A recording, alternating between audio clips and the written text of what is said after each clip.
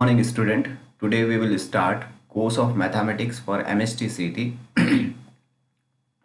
Paper one की first chapter से जो है हम स्टार्ट करेंगे और इसमें कंसेप्ट देखेंगे। कंसेप्ट के बाद एमसीक्यूज भी सॉल्व करेंगे और एमसीक्यूज की जो लिस्ट है, बहुत सारे क्वेश्चन जो है वो मैं आपको ग्रुप में प्रोवाइड करूँगा, उसको आपको सॉल्व करना है और उसमें अगर डाउट्स आते हैं तो डाउट्स जो है मेरे से व्हाट्सएप से आप क्लियर करना है। तो मैं कंसेप्ट जो है वो थोड़ा सा फास्ट लूँगा क्योंकि ऑलरेडी जो है ये हम पढ़ चुके हैं और इसी चैनल पे भी पूरे वीडियो जो है इसके अपलोडेड है। अगर कंसेप्ट में यहाँ पे अगर आपको कोई दिक्कत जाती है तो वहाँ से भी आप वीडियो देख सकते हैं। तो स्टार्ट करते हैं स्टेटमेंट और प्रपोजिशन। स्टेटमेंट और प्रपोजिशन क्या होता है? A declarative sentence which is either true or false but not both simultaneously is called statement. It is denoted by small letters P, Q, R. Right है। तो declarative sentence जो या तो true रहेगा या तो फॉल्स रहेगा उसको स्टेटमेंट बोलेंगे, लेकिन दोनों एक साथ नहीं होना चाहिए। For example, Mumbai is capital of Maharashtra statement है, Mumbai is capital of India statement है, ये ट्रू है ये फॉल्स है।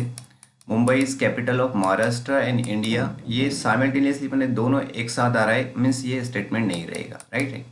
तो डिक्लेरेटिव सेंटेंस या तो पूरी तरह से ट्रू होना चाहिए या तो पूरी तरह से फॉल्स होना चाहिए, तो स्टेटमेंट बोलेंगे। और वो डिक्लेरेटिव सेंटेंस जो दोनों एक साथ होता है, मतलब ट्रू भी और फॉल्स भी, उसको स्टेटमेंट नहीं बोलेगी। अभी नोट याद रखना ही बहुत इंपॉर्टेंट है।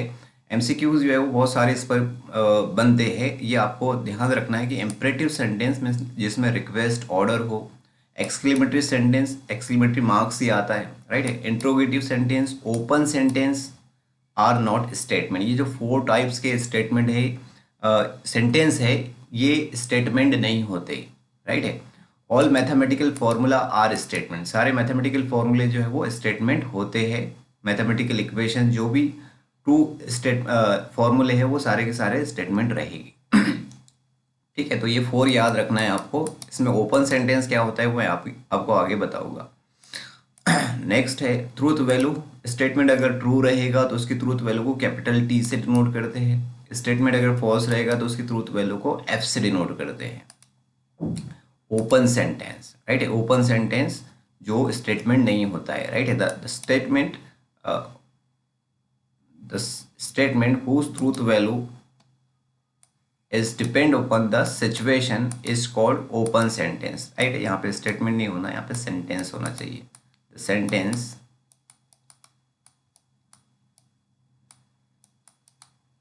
whose truth value is depend upon the situation is called open sentence। तो ऐसा सेंटेंस जिसकी ट्रूथ वैल्यू जो है वो सिचुएशन पे डिपेंड हो जाती है। For example, mathematics is an interesting subject. Mathematics जो है वो इंटरेस्टिंग सब्जेक्ट है। अब यहाँ अगर आप मुझसे पूछे कि इसकी ट्रूथ वैल्यू क्या है तो मैं टी बोलूँगा, क्योंकि मैथमेटिक्स जो है वो मुझे पसंद है। राइट है।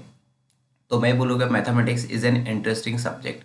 अब किसी और पर्सन से, किसी स्टूडेंट से जिसको मैथमेटिक्स जिसका वीक है, उससे अगर पूछेंगे तो उसके हिसाब से जो है मैथमेटिक्स इंटरेस्टिंग नहीं है क्योंकि उसको डिफिकल्ट लगता है, तो उसके हिसाब से ट्रूथ वैल्यू क्या हो जाएगी? एफ हो जाएगी, फॉल्स हो जाएगी। तो इस तरह से ये जो सेंटेंस दिख रहा है इसकी truth value person to person जो है वो चेंज होगी। तो हम इसको डिसाइड नहीं कर पाएंगे इसकी ट्रूथ वैल्यू टी है या एफ है। तो ऐसे सेंटेंस को जो है वो ओपन सेंटेंस बोलते हैं और ओपन सेंटेंस जो है वो स्टेटमेंट नहीं होता है। फॉर एग्जांपल एक और मैं x is equal to 5, x is equal to 5, right है। अब यहाँ पे x के बारे में आपको बताया नहीं, x वेरिएबल है, x की वैल्यू आप कुछ भी चूज कर सकते हैं। x is equal to 5, x is equal to, चलो मैंने 5 लिया, नहीं इसको कर देते ग्रेटर देन और equal to 5, x greater than equal to 5, right है। तो x की वैल्यू कोई भी चूज कर सकते हैं आप। जैसे मैंने अगर x की वैल्यू ले लिया 1, तो 1 ग्रेटर देन इक्वल टू 5 नहीं होता है। राइट है। तो ये इसका ट्रूथ वैल्यू जो है वो क्या हो जाएगा? f हो जाएगा। x की वैल्यू अगर मैं ले लेता हूँ 10, तो 10 ग्रेटर देन इक्वल टू 5 होता है, तो इसकी ट्रूथ वैल्यू क्या हो जाएगी? t हो जाएगी। तो यहाँ पे x की वैल्यू पर इसकी ट्रूथ वैल्यू डिपेंड होगी। तो ये भी ओपन सेंटेंस है। राइट है। और वो सेंटेंस जिसके अंदर जो है प्रोनाउन यूज होता है ही, शी, इट, राइट है, वो भी क्या होते हैं? ओपन सेंटेंस होते हैं। ओपन सेंटेंस जो है वो स्टेटमेंट नहीं होते, ये आपको ध्यान रखना है। उसके बाद नेक्स्ट है लॉजिकल कनेक्टिव्स। जो वर्ड दो सिंपल स्टेटमेंट को ज्वाइन करेगा, दो स्टेटमेंट को ज्वाइन करेगा, उसको लॉजिकल कनेक्टिव्स बोलते हैं। हमारे पास 4 टाइप्स के कनेक्टिव्स होते हैं, राइट है। And, or, if, then, if and only if, ये इसके सिंबल है, ठीक है। उसके बाद नेक्स्ट है टाइप्स ऑफ स्टेटमेंट। दो टाइप्स के स्टेटमेंट होते हैं। सिंपल स्टेटमेंट, वो स्टेटमेंट जिसमें कोई लॉजिकल कनेक्टिव्स नहीं होता है, उसको सिंपल स्टेटमेंट बोलते हैं, राइट है। उसके बाद कंपाउंड स्टेटमेंट, फॉर एग्जांपल ये एग्जांपल है, इसमें कोई कनेक्टिव्स नहीं है। उसके बाद compound statement, the statement in which two or more simple statement is connected by logical connective is called compound statement. वो स्टेटमेंट जिसके अंदर दो और दो से ज़्यादा सिंपल स्टेटमेंट जो है लॉजिकल कनेक्टिव से कनेक्ट होते हैं, उसको कंपाउंड स्टेटमेंट बोलते हैं, राइट है। For example, if 3 greater than 2 then -3 less than -2। तो ये इफ देन से ज्वाइंट है। इफ देन एक कनेक्टिव है, दो सिंपल स्टेटमेंट, इसको आप पी सपोज कर लो, इसको आप क्यू सपोज कर लो, तो ये जो स्टेटमेंट बना हमारे पास वो पी इम्प्लाइज क्यू, ये कंपाउंड स्टेटमेंट है, राइट है। तो कितने टाइप के स्टेटमेंट है? दो टाइप के हैं, एक सिंपल एक कंपाउंड। जो स्टेटमेंट में लॉजिकल कनेक्टिव नहीं रहेगा उसको सिंपल स्टेटमेंट, जिसमें लॉजिकल कनेक्टिव रहेगा उसको कंपाउंड स्टेटमेंट बोलते हैं। नेक्स्ट है ट्रूथ टेबल। ट्रूथ टेबल क्या होता है? कंपाउंड स्टेटमेंट और उसके कंपोनेंट स्टेटमेंट की ट्रूथ वैल्यू के बीच में रिलेशन शो करता है, राइट है। जैसा ये एस के अंदर कंपोनेंट स्टेटमेंट है पी क्यू आर, ये कंपाउंड स्टेटमेंट है। देखो जिस तरह से जो है ये P इम्प्लाइज Q, इस पूरे स्टेटमेंट को कंपाउंड बोलेंगे, और ये जिससे मिलके बनता है, जो सिंपल स्टेटमेंट से मिलके बनता है, उसको कंपोनेंट स्टेटमेंट बोलते हैं, राइट है। जैसा P और Q इसके कंपोनेंट है, राइट है। तो इसकी ट्रूथ वैल्यू और इसकी जो कंपोनेंट स्टेटमेंट है P और Q, इनकी ट्रूथ वैल्यू के बीच में रिलेशन शो करता है जो टेबल, उस टेबल को बोलते हैं ट्रूथ टेबल, ठीक है। अब इसमें ये चीज़ ध्यान रखने के ट्रूथ टेबल के अंदर कितनी रोज रहेगी, राइट है। फॉर एग्जांपल, जो आपका कंपाउंड स्टेटमेंट है, कंपाउंड स्टेटमेंट में अगर एन कंपोनेंट स्टेटमेंट है, एन कंपोनेंट स्टेटमेंट है, तो वहाँ ट्रूथ टेबल के अंदर 2n रोज रहेगी। जैसा P इम्प्लाइज Q का अगर आपको ट्रूथ टेबल बनाना है, इसमें दो कंपोनेंट स्टेटमेंट है, तो इसका जो ट्रूथ टेबल है, ट्रूथ टेबल के अंदर 2 इज इक्वल टू 4 रोज रहेगी, 4 चॉइसेस आएंगी इसकी ट्रूथ वैल्यू के अंदर, राइट है। इसकी कंप्लीट ट्रूथ वैल्यू में कितने चॉइसेस बनेंगे? 4 चॉइसेस बनेंगे। तो आप इस तरह से बनाते हैं P और Q, P को डिस्ट्रीब्यूट करते हैं, 4 चॉइसेस आपको लेना है, तो P की ट्रूथ वैल्यू को जो है वो 50-50% डिस्ट्रीब्यूट करते हैं, राइट है, T, और Q की ट्रूथ वैल्यू को अल्टरनेट करते हैं, T, F, राइट है। अब ये जो टोटल 4 चॉइसेस बनी, सबके सब डिफरेंट है, राइट है। अब और अगर इसमें चॉइस बनाने जाएगी तो वो कैसे हो जाएगी? रिपीट हो जाएगी। तो कंपोनेंट स्टेटमेंट अगर जितने हैं, एन कंपोनेंट स्टेटमेंट है, तो 2n रोज रहेगी ट्रूथ टेबल में उस कंपाउंड स्टेटमेंट की ट्रूथ वैल्यू कैलकुलेट करने के लिए, ठीक है। उसके बाद नेक्स्ट है types of compound statement. Conjunction, वो कंपाउंड स्टेटमेंट जो एंड से ज्वाइंट होता है, एंड कनेक्टिव से ज्वाइंट होता है, उसको कंजंक्शन बोलते हैं, राइट है। पी और क्यू अगर दो सिंपल स्टेटमेंट है, तो ये पी एंड क्यू कंजंक्शन होगा, इसका सिंबॉलिक फॉर्म। तो इसका ट्रूथ टेबल याद रखना है कंजंक्शन का, तो यहाँ पे क्या याद रखेंगे? टी एंड टी मिलके ही टी होता है, बाकी जितने कॉम्बिनेशन है, अदर 3 कॉम्बिनेशन, वो सारे एफ होते हैं, राइट है। तो कंजंक्शन में क्या होता है? टी एंड टी मिलके टी होता है, और जितने कॉम्बिनेशन है T and F, F and T, F and F, वो सारे के सारे एफ होंगे। तो इस तरह से आपको याद रखना है कंजंक्शन में क्या होता है, टी एंड टी मिलके ही टी होता है, all remaining 3 choice is equal to F. Next है डिसजंक्शन, जो दो सिंपल स्टेटमेंट और से ज्वाइंट होते हैं, तो वो कंपाउंड स्टेटमेंट को क्या बोलते हैं? डिसजंक्शन बोलते हैं, राइट है। पी और क्यू अगर दो सिंपल स्टेटमेंट है, तो डिसजंक्शन का सिंबॉलिक फॉर्म क्या होगा? पी और क्यू, इस तरह से रहेगा। इसका ट्रूथ टेबल एफ और एफ, कंजंक्शन में क्या होता है? एफ और एफ मिलके ही एफ होता है, और जितने रिमेनिंग कॉम्बिनेशन है सारे के सारे टी होते हैं। जैसा टी और टी मिलके टी होगा, टी और एफ मिलके टी होगा, एफ और टी मिलके भी टी होगा, ओनली एफ और एफ मिलके ही एफ होगा, राइट है। तो इसमें ये वाला स्टेटमेंट याद रखना है, एफ और एफ मिलके ही एफ होता है, बाकी रिमेनिंग जितने हैं वो सारे के सारे कॉम्बिनेशन टी बनेंगे। नेक्स्ट है कंडीशनल स्टेटमेंट और इम्प्लीकेशन। इसको कंडीशनल भी बोलते हैं और इम्प्लीकेशन भी बोलते हैं। तो जो कंपाउंड स्टेटमेंट में इफ देन रहेगा उसको कंडीशनल स्टेटमेंट बोलेंगे, इम्प्लीकेशन बोलेंगे, राइट है। तो इफ पी और क्यू अगर दो सिंपल स्टेटमेंट है तो ये इसका सिंबॉलिक फॉर्म रहेगा पी इम्प्लाइज क्यू। यहाँ पे पी को जो है वो एंटीसीडेंट बोलते हैं और क्यू, पी को एंटीसीडेंट और हाइपोथेसिस बोलते हैं और क्यू को जो है वो कॉन्सिक्वेंट और कंक्लूजन बोलते हैं। ये भी आपको ध्यान रखना है, इस पर भी जो है कभी कभी एमसीक्यू जो है वो एग्जाम में आते हैं। पी इम्प्लाइज क्यू में पी को क्या बोलते हैं, क्यू को क्या बोलते हैं। इसकी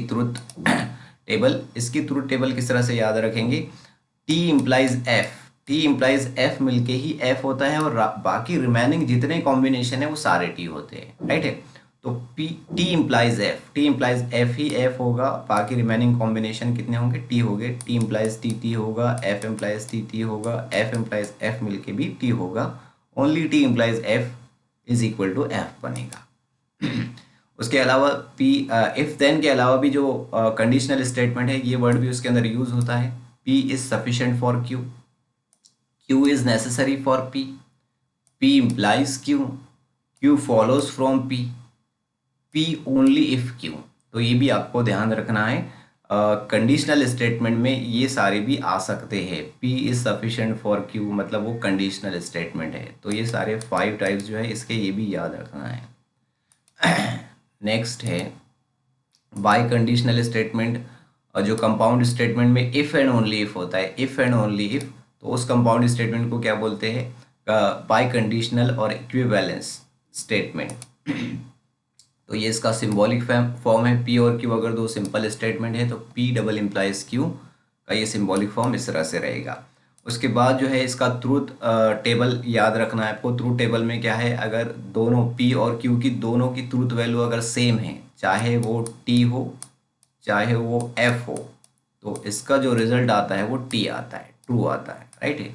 और दोनों सिंपल स्टेटमेंट की ट्रूथ वैल्यू अगर डिफरेंट है, जैसा T double implies F, F double implies T, तो इसका आंसर जो है एफ रहेगा। तो दो सिंपल स्टेटमेंट की ट्रूथ वैल्यू अगर सेम है टी या एफ, तो आंसर टी रहेगा बाय कंडीशनल की वैल्यू।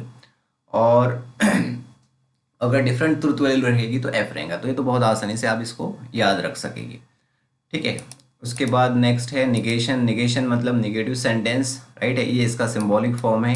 पी अगर कोई सिंपल स्टेटमेंट है तो उसके निगेशन पी को इस तरह से डिनोट करते हैं या फिर इस तरह से भी डिनोट करते हैं, राइट है। तो सिंपल स्टेटमेंट की ट्रूथ वैल्यू अगर टी रहेगी तो उसके निगेशन की ट्रूथ वैल्यू एफ रहेगी। अगर सिंपल स्टेटमेंट की ट्रूथ वैल्यू एफ रहेगी तो उसके निगेशन की ट्रूथ वैल्यू क्या रहेगी, टी रहेगी, राइट है। तो नेक्स्ट है एग्जाम्पल्स। अब हमको एग्जाम्पल देखना है, जितना भी कंसेप्ट हमने देखे हैं उस पर हमको एग्जाम्पल सॉल्व करना है। तो क्वेश्चन नंबर 1 है which of the following is statement in logic.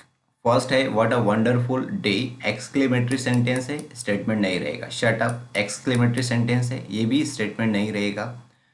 What are you doing interrogative sentence है, ये भी स्टेटमेंट नहीं रहेगा। उसके बाद Bombay is the capital of India, declarative sentence है, स्टेटमेंट रहेगा। तो डी इसका आंसर है।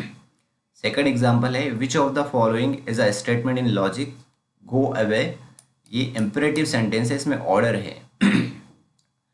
हाउ ब्यूटीफुल एक्सक्लेमेटरी सेंटेंस है। X greater than 5 open sentence है। एक्स की वैल्यू आप डिफरेंट एक्स की वैल्यू ले सकते हैं। जैसा मैं अगर 3 ले लूँगा तो 3 ग्रेटर देन 5 नहीं होता है, तो इसकी ट्रूथ वैल्यू एफ हो जाएगी।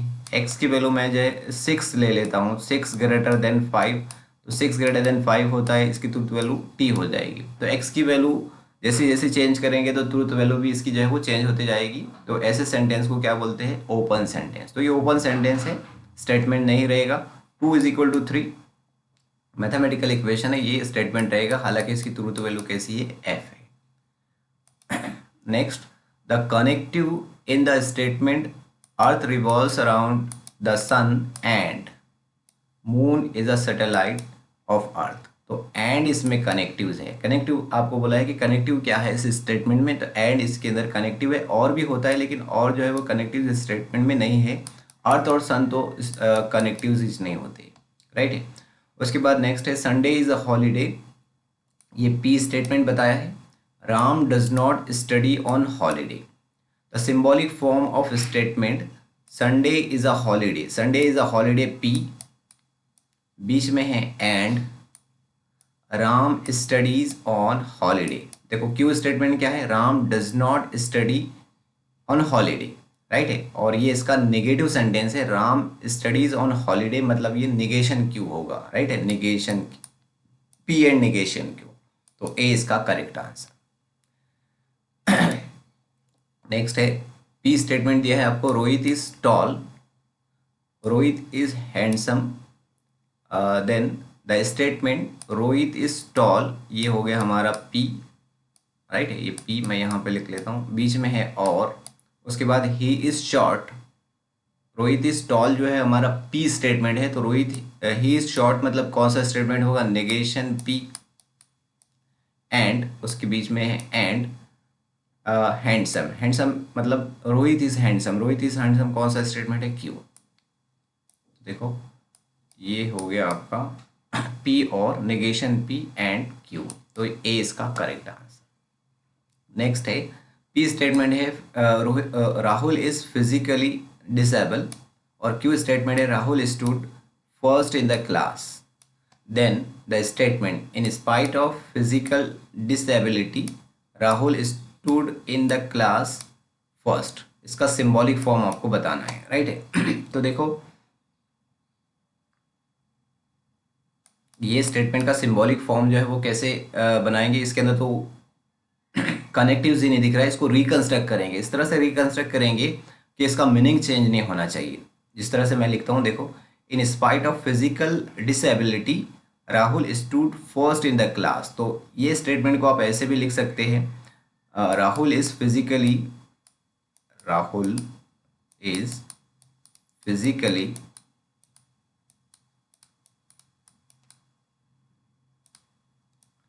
Disable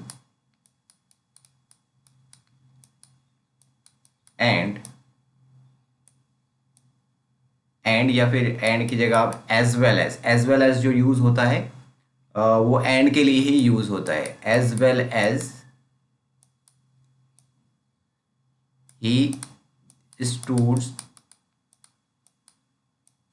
first in the class, right है। तो ये जो एज वेल एज यूज किया मैंने, एज वेल एज एंड के लिए ही यूज होता है, तो ये स्टेटमेंट इसका सिंबॉलिक फॉर्म क्या हो जाएगा, पी एंड क्यू, तो इसका एक करेक्ट आंसर है, राइट है। ये एग्जांपल पूछा था आपको समर 2019 में।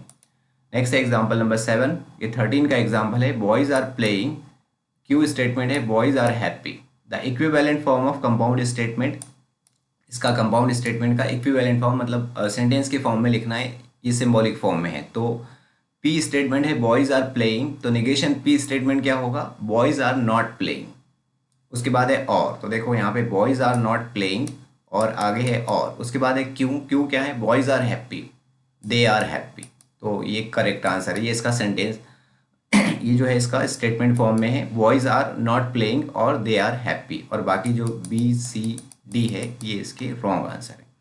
नेक्स्ट है the compound statement P implies Q is false, P implies Q जो है वो कैसा है, फॉल्स है, ओनली इफ, ये तो जस्ट अभी हमने देखे थे, पी इम्प्लाइज क्यू जो है वो फॉल्स होता है इफ टी जो है वो ट्रू होगा, सॉरी पी ट्रू होगा और क्यू जो है वो कैसा होगा, एफ होगा, तो P is true and Q is false, इसका एक करेक्ट आंसर है। Next example number 9, assume the first part of each statement is P as P, second as Q and third as R। आपको assume करना है कि जो statement दिया है उसका फर्स्ट पार्ट P है, सेकंड पार्ट Q है, थर्ड पार्ट जो है वो R है, तो इसका सिंबॉलिक फॉर्म बताना है। तो देखो if A B C are 3 distinct points, तो ये मैंने सपोज कर लिया ये P है, then either they are collinear, तो ये हो गया इसका दे आर कोलिनियर, क्यू ये स्टेटमेंट क्यू सेकंड वाला, उसके बाद third they forms a triangle, ये हो गया आर, तो क्या बन गया देखो इफ देन वाला है तो पी इम्प्लाइज, राइट है, उसके बाद जो है वो क्यू और बीच में क्या है और, क्यू और आर, तो इसको यहाँ पे ब्रैकेट लगाना पड़ेगा, पी इम्प्लाइज क्यू और आर, P implies Q और R, C इसका करेक्ट आंसर। ठीक है। नेक्स्ट है example number 10। If P and Q are true, P और Q जो है वो ट्रू है, P भी ट्रू है और Q भी ट्रू है, और R जो है वो फॉल्स है, इसकी ट्रूथ वैल्यू F है। देन ट्रूथ वैल्यूज ऑफ, ये स्टेटमेंट की truth value negation P and Q और नेगेशन R, इसकी ट्रूथ वैल्यू आपको बताना है, और इसकी ट्रूथ वैल्यू बताना है P implies Q and R। ठीक है, तो देखो P जो है वो ट्रू है तो नेगेशन P जो है वो F रहेगा, एंड Q की ट्रूथ वैल्यू T है, और नेगेशन R जो है F है तो नेगेशन R जो है वो कैसा रहेगा, T रहेगा, और T मिलके T होता है। उसके बाद ये एंड F एंड T मिलके F होता है, तो पहला आंसर आपका F है। उसके बाद P इम्प्लाइज Q, P की ट्रूथ वैल्यू T है, T इम्प्लाइज T, आगे है एंड R की ट्रूथ वैल्यू F है, T इम्प्लाइज T मिलके T होता है, and F, T and F मिलके F होता है, तो F आंसर मतलब B इसका करेक्ट आंसर। नेक्स्ट क्वेश्चन है, given that P is false Q is true, P false है और Q जो है ट्रू है, Q ट्रू है, T वैल्यू है, then statement which is false, इसमें से बताना है कौन सा स्टेटमेंट जो है वो फॉल्स है। तो देखो P जो है वो F है, तो यहाँ पे नेगेशन P T रहेगा, Q जो है वो ट्रू है तो नेगेशन Q क्या रहेगा, F रहेगा, और T इम्प्लाइज मिलके F होता है, ये इसका आंसर F फॉल्स, ये इसका करेक्ट आंसर, राइट है। बाकी चेक कर सकते हैं आप, बाकी की ट्रूथ वैल्यू शायद T आएगी, तो P की ट्रूथ वैल्यू जो है वो कैसी है, T है, और F की ट्रूथ वैल्यू, Q की ट्रूथ वैल्यू जो है वो T है, सॉरी P जो है वो F है। उसके बाद ये है आपका F, P F है, T एंड F मिलके, देखो अब इसको सॉल्व कर लेंगे तो ये हो जाएगा F implies T and F मिलके F होता है, और F इम्प्लाइज F मिलके क्या बनता है, T बनता है, तो इसकी ट्रूथ वैल्यू T। ये बाकी दो भी चेक करेंगे तो इसकी भी ट्रूथ वैल्यू T आएंगी, तो A इसका करेक्ट आंसर। नेक्स्ट है P and Q are simple propositions, then P double implies negation Q is true।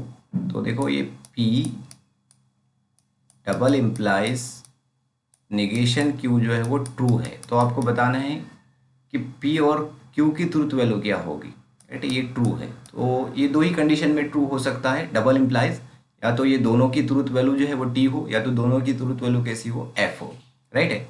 जैसा अगर P जो है वो ट्रू रहेगा तो नेगेशन Q भी ट्रू होना चाहिए, राइट है। तो नेगेशन Q ट्रू रहेगा मतलब Q की ट्रूथ वैल्यू F रहेगी, तो P अगर ट्रू है तो Q F होना चाहिए, P अगर ट्रू है तो Q F होना चाहिए, ये इसका करेक्ट आंसर। ठीक है, और बाकी ऑप्शन जो दिख रहे both P and Q are true, both P and Q are false, none of this, ये इसके रॉन्ग आंसर रहेंगे, राइट है। तो P अगर ट्रू है तो Q F आना चाहिए, तभी जो है P double implies negation Q जो है वो ट्रू रहेगा।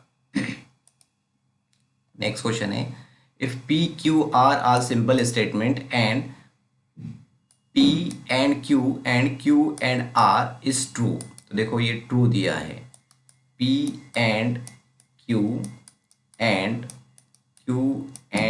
R ट्रू है, तो आपको बताना है truth value of P Q R।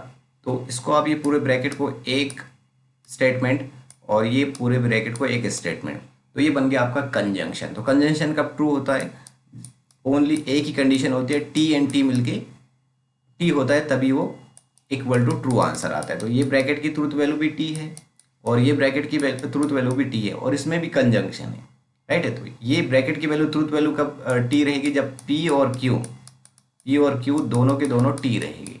उसी तरह ये Q एंड R ट्रू होगा, कब ट्रू होगा, जब Q और R दोनों के दोनों ट्रू होंगे, मतलब P Q R सारे सबकी ट्रूथ वैल्यू क्या है, T है, तो ए इसका करेक्ट आंसर। ठीक है, तो इस वीडियो में बस इतना ही। जितने कंसेप्ट पे मैंने कंसेप्ट आपको इस वीडियो में बताया हूँ, उतने जो है वो कंसेप्ट पे क्वेश्चंस भी ले लिया हूँ, राइट है। अब कुछ क्वेश्चन जो है मैं और भी आपको ग्रुप में जो है वो शेयर करूँगा, उसको आप सॉल्व करना है। उसमें अगर आपको डाउट्स आते हैं तो डाउट्स मेरे से व्हाट्सअप से पूछना है। तो नेक्स्ट वीडियो में हम इसी चैप्टर के जो है वो आगे के कंसेप्ट लेंगे और उसके एमसीक्यूज लेंगे। तो thank you for watching this.